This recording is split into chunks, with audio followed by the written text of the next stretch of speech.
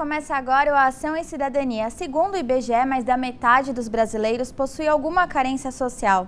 É por isso que nós aqui da TV Câmara damos tanta importância para os projetos que ajudam, de alguma maneira, a melhorar essa situação. E no programa de hoje vamos conhecer o projeto Crescer, que por meio de diferentes ações ajuda no desenvolvimento social de crianças, adolescentes e adultos. Para contar um pouco sobre esse projeto, eu recebo o fundador, Fernando Mota. Bem-vindo, Fernando. Obrigado pelo convite. E também no programa o Jorge Afonso, que é fotógrafo do projeto. Obrigada pela presença, Jorge. Obrigado pelo convite. Fernando, para começar, de onde que surgiu essa ideia do Crescer? Tem até uma curiosidade que tudo começou junto com seu filho, né? Sim. Com o nascimento do seu filho. Quando eu descobri que seria pai, né, quando a gente decidiu que foi, graças a Deus, foi uma gestação planejada, foi uma coisa bem quista mesmo, bem... aí faltava uma coisa. Beleza, já planejou, vai ter o filho, já pensou em toda a estrutura para ele. E agora, ele no mundo, que são coisas que a gente não controla. E aí já comecei a chamar alguns amigos, também tinham filhos pequenos e tudo mais, para dialogar sobre esses problemas. Então a gente começou a fazer alguns piqueniques. E depois a gente começou assim, vamos batalhar por um mundo melhor para os nossos filhos. Isso, uma coisa tipo uma problemática mesmo. Né, e aí? Só que daí a gente não sabia mesmo o que fazer, ficava uma coisa perdida. E eu comecei a pesquisar, porque dentro da... Então uma coisa que eu aprendi na faculdade foi estatística e probabilidade, porque eu fiz engenharia. Então eu falei, vamos atrás de dados. Eu peguei o problema, que todo mundo fala da segurança, vou estudar a segurança pública. E eu comecei pelo sistema carcerário. Então a gente tem algumas coisas. Descobri que o Brasil é o terceiro maior sistema prisional do planeta, perto dos Estados Unidos, a Rússia. Depois vem o Brasil. Outra calamidade. Dentro do sistema prisional, na época que eu fiz do dado, que agora com certeza está desatualizado, mas existiam somente 167 pessoas com curso superior completo ou algum estudo acima disso. E 756 mil que, por algum motivo, não concluíram seus estudos. Aí eu, isso é uma ferida. E aí eu fui pesquisar de evasão escolar. Descobri um dado da ONU que diz que o Brasil também é um dos maiores dos países campeões em evasão escolar. 1 a cada 4 alunos não conclui seus estudos. Então é 24,7%, se não me engano o dado, mas é 24% a certeza, que não conclui. Dentro deles, 54% são mulheres, na caso das mulheres, 16% é por gravidez. E aí a gente começou a abrir o leque, que o buraco é muito mais embaixo, não dá para pensar numa coisa ou outra, ou cuidar só do nosso filho, porque ele vai ter convívio, ele vai andar na sociedade, então a gente tem que trabalhar de uma maneira maior. E a gente veio procurando parceiros, parcerias e calhou a gente ser entrevistado. E quando a gente pensa em todos esses problemas, a gente vê que a solução sempre está na educação, né, na base. Sim.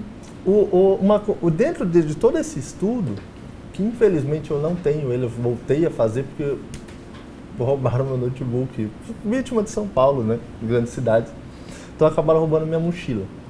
Então eu não tenho ele completo, estou refazendo aos poucos. O que a gente tem? 100% da demanda educacional no Brasil, isso nível Brasil, ela é atendida. Então toda criança até 8 anos de idade, ela tem acesso. Então a gente falou, poxa, então não é um problema de plano de educação, plano nacional de educação.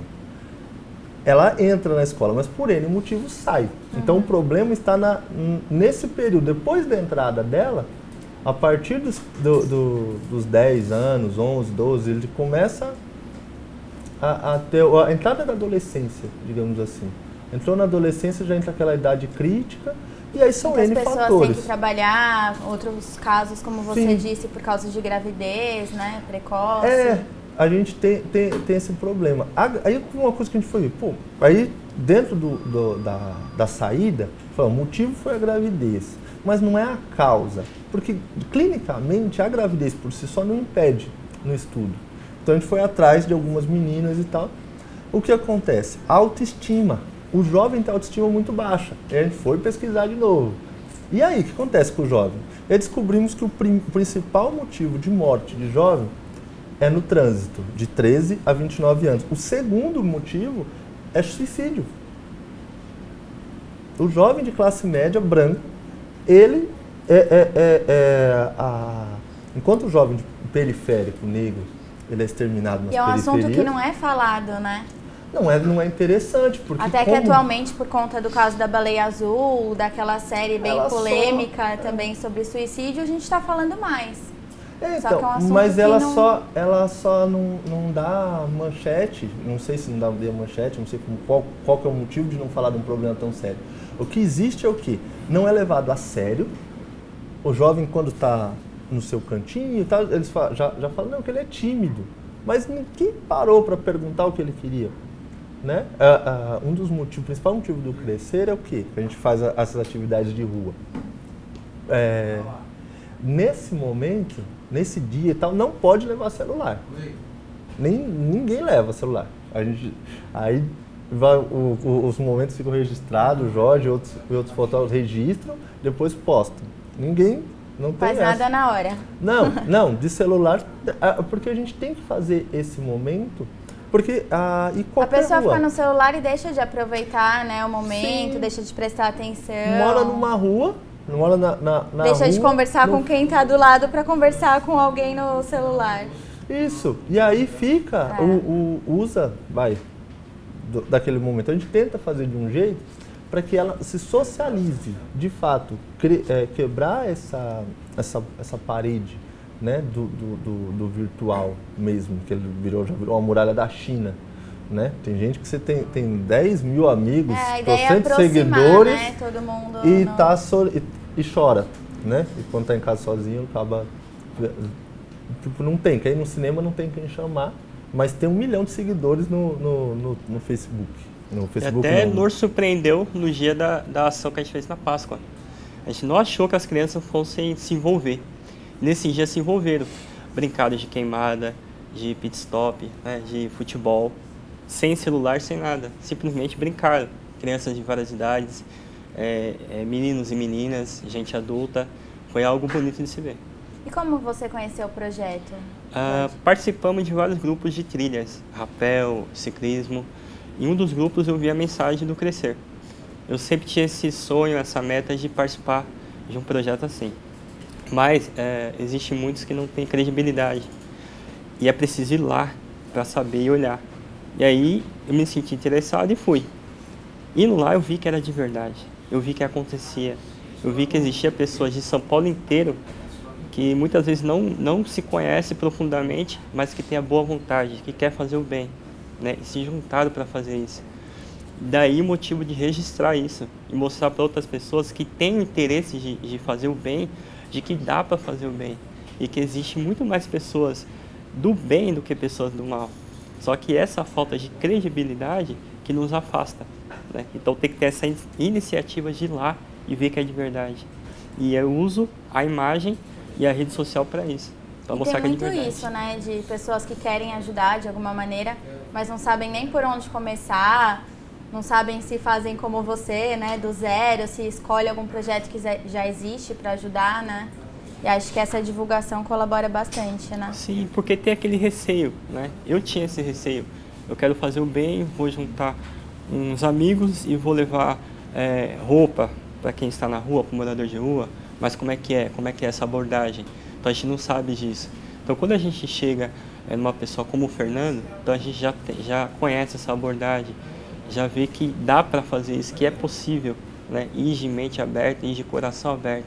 A gente se retrai muito na nossa vida hoje em dia, nesse cotidiano de São Paulo, e fica com receio, com medo da pessoa que está do seu lado, né? Por não conhecer, por não estar com essa mente aberta. E essa ação que a gente faz é para isso. Atrair várias pessoas que têm essa necessidade e esse objetivo de querer fazer o bem, não sabe por onde. E Fernando, o Jorge comentou de esportes radicais, como que é isso? Então, a gente tem algumas... Porque, como eu falo, eu não consigo, eu quero fazer tudo, né? Que o pessoal fala que eu quero dominar o mundo, e não é. Na realidade, é possível. como ele disse, ao longo desse tempo eu venho provando para mim mesmo e superando novas barreiras. E aí acontece o quê? A gente tem o rapel, por exemplo, que é um esporte, acaba sendo de elite, porque ele é caro. Uma cadeirinha de rapel, ela custa R$300. Não dá para você fazer com qualquer corda. 1 metro de corda é 6, 7, 8 reais. 1 metro, você não faz com 1, você faz com 100. Então você precisa, R$2.000 para começar a brincadeira e mais os cursos necessários para você ter competência para descer sozinho. Depois, para descer alguém, vai mais um tempo. Então, resumindo tudo isso, a gente vem numa linha de convidar profissionais da área, né? Eu me formei profissional também dentro desse aprendizado, e trazer a baixo custo, ou custo zero, quando é possível. Zero é muito difícil. Vou dar um exemplo. Por exemplo, a gente faz a R$10, que é pelo menos para ter o custo do material. Ou cobra, faz tipo 2 por 1, 3 por 1, que é como? Tem quem pague, né, quem pode pagar e tal, e paga e tudo mais, para aquela outra pessoa que não pode, tem condições, poder não usar tem condição, também. E a gente não expõe isso. Quem está nos eventos não sabe quem pagou e quem não pagou. Mas tem atividades totalmente gratuitas também, né? Sim. Luau, por exemplo, Sim, tudo começou no Luau. Foi a maior, assim, a gente o nosso recorde do Luau da Roosevelt são 530 pessoas para Luau acústico, né? A gente não tem nenhum tipo de amplificação de som, é simplesmente voz e violão. Reunir uma massa que fique ali simplesmente pelo fato de querer conhecer, saber do projeto e tal, é uma vitória, assim, é uma coisa muito grande. A gente saiu no Catraca Livre, como acho que o maior luau urbano na cidade de São Paulo e tal, teve um lance desse, foi alguma referência assim, da grandiosidade, foi legal. E tem a questão do quê? O luau em si é para a gente socializar. Só que por trás dele tem que ter escola de música, a gente pede doação de instrumentos, violão que o pessoal comprou e não usou, guitarra. A gente tem até um baixo e uma guitarra novinhas que foram doados pra gente. E a gente faz o quê? Leva eles para a Alan, que dá aula na Brasilândia, e os alunos, aí é gratuito. O aluno não precisa se preocupar nem em levar instrumento. Aí esses instrumentos que a gente arrecada, ele dá aula na Brasilândia. E a gente vem procurando novos parceiros, novas pessoas que queiram dar aula, também gratuito. E a ideia é divulgar mesmo, disseminar, a proposta é que a gente não quer, como é que eu posso falar? Que as pessoas, depois do crescer, elas não precisem mais ter todo esse trabalho de montar uma organização, eles podem vir dentro do projeto e montar uma célula, pode estar em Parelheiros, pode estar no interior, pode estar em Minas, pode estar... Porque a nossa plataforma, o objetivo é que ela seja replicável, fazer coisas simples e mostrar como acontece, mostrar que dá para você fazer, dá trabalho, dá, vai passar e até um ajuda o outro com a questão da experiência, né? Fernando, tem mais coisa para a gente contar do projeto, mas no próximo bloco. Jorge, muito obrigada pela participação. Prazer. Vamos para um rápido intervalo e já voltamos com mais Ação e Cidadania. Não saia daí!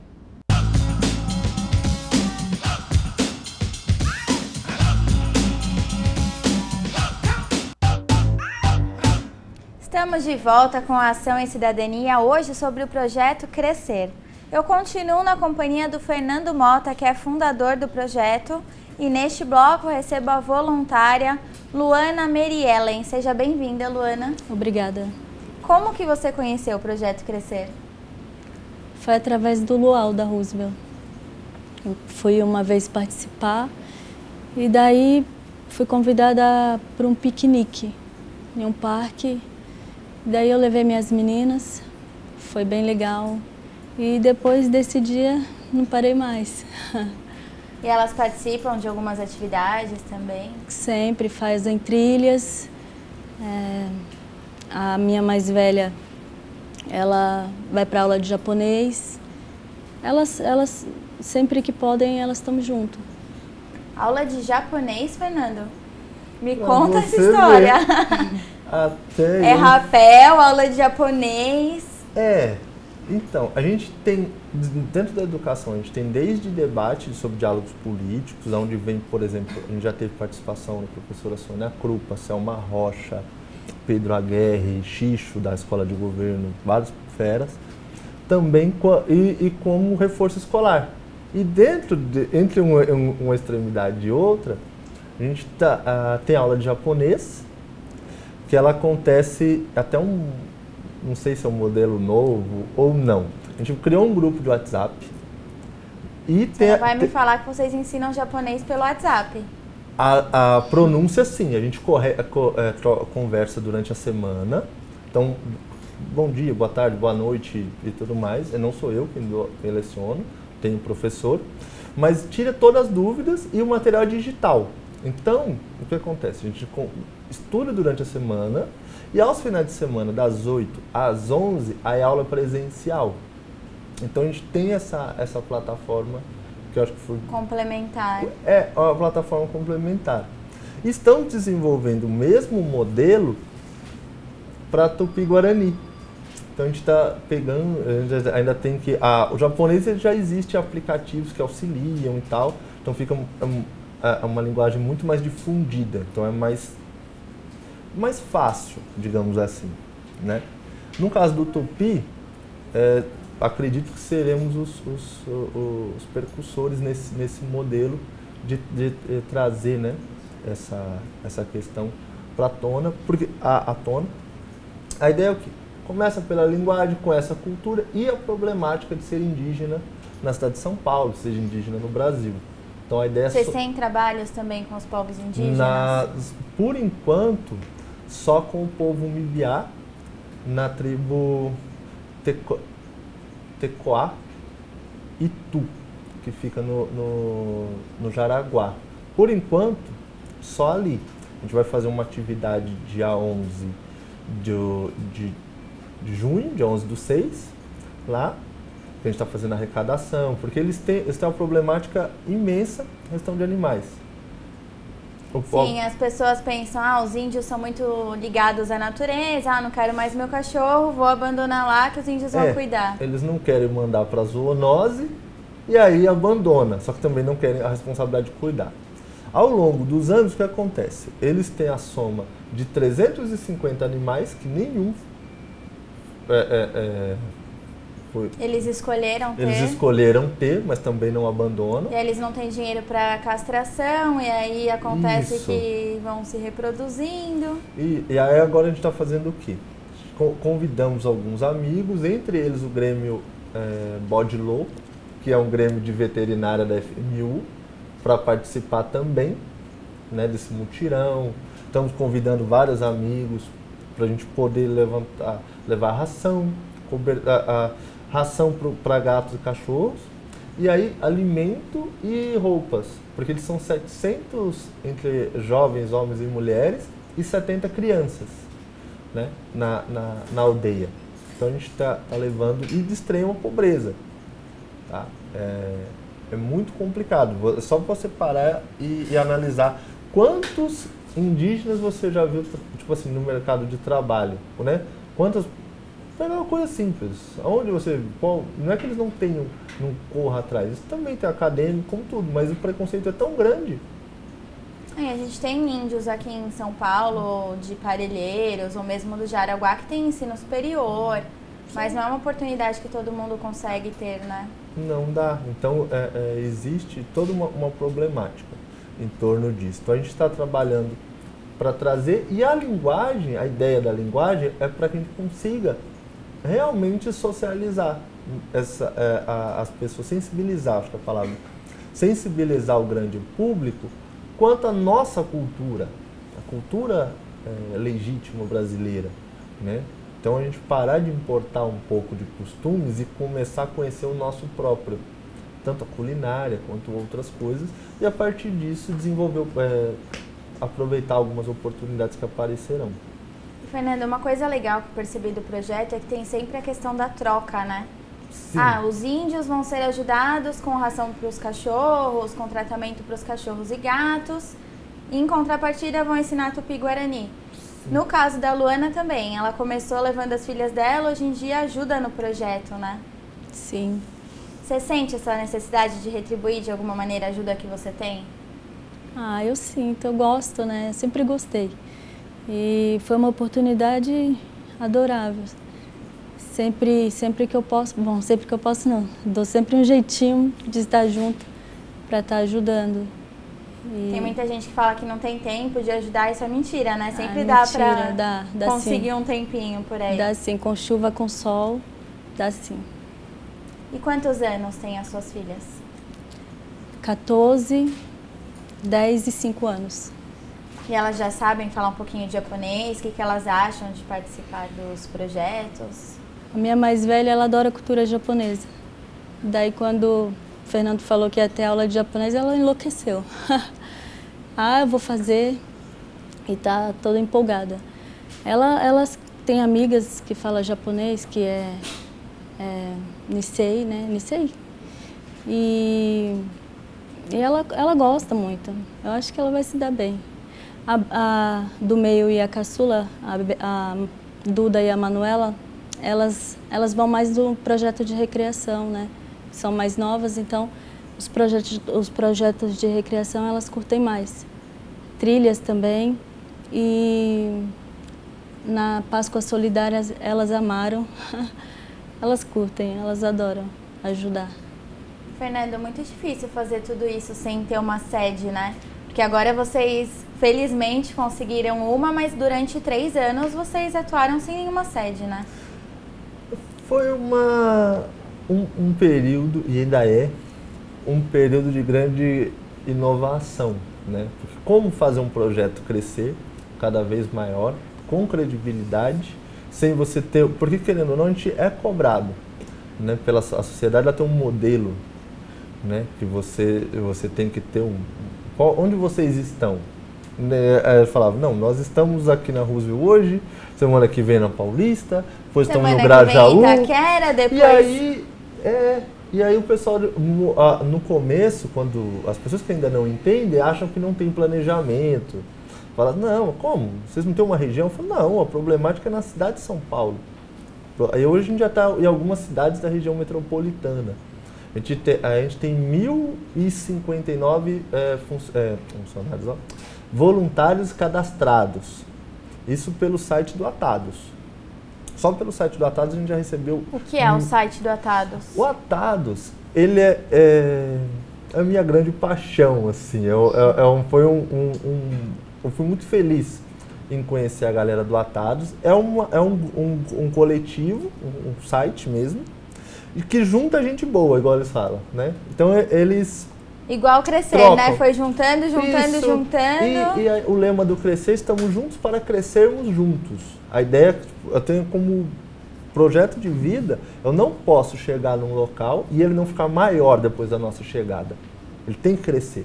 Então, se aqui seja vamos supor, que nem o caso da aldeia, eles têm a necessidade de ser ajudados, mas tem muito a ofertar, que é a cultura e assim por diante, até que a gente consiga fazer uma feira, por exemplo. Por que não? Uma feira de artesanato só de produtos da cultura indígena. Tipo, a gente pega o Benedito Calixto, pega no vão do MASP, entre outros tantos, e andando, é lindo, maravilhoso, enriquecedor, tem cultura do mundo inteiro. Não tem uma barraca indígena. Né? Então, por que não criar um bolsão, tipo assim, de cultura?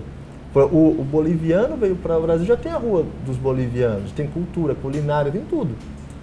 O povo natural... E o pior de tudo é que tem muitas crianças que não sabem nem que tem tribo em São Paulo, né? Ou acha que tem uma percepção diferente.